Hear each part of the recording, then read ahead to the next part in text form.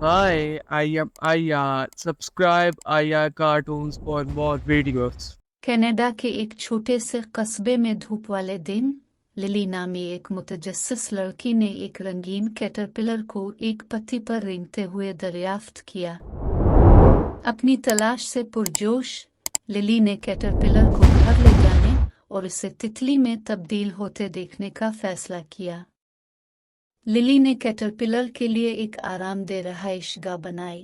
इसे हर रोज ताज़ा पत्ते फराहम करते थे, लेकिन इसकी मायूसी की वजह से कैटरपिलर ने खाना छोड़ दिया और ऐसा लगता था कि वो छोटा होता जा रहा है। कैटरपिलर की मदद करने के लिए पुरज़्म लिली ने अपने बड़े भाई जैक से मशवरा तलब किया।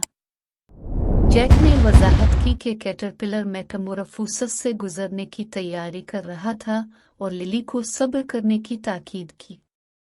जब लिली इंतजार कर रही थी, उसने देखा कि कैटरपिलर के अर्द गिर्द एक छोटी सी क्रिसालिस बन रही है, जिससे इसकी उम्मीद और जोश है।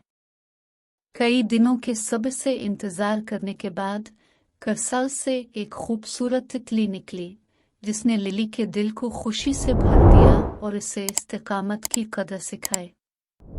लिली ने तितली को बाग में छोड़ दिया, ये जानते हुए कि बाज़ औक़ात सबसे ज़्यादा जादुई तब्दीलियों के लिए सब्र और इस्तिकामत की ज़रूरत होती है।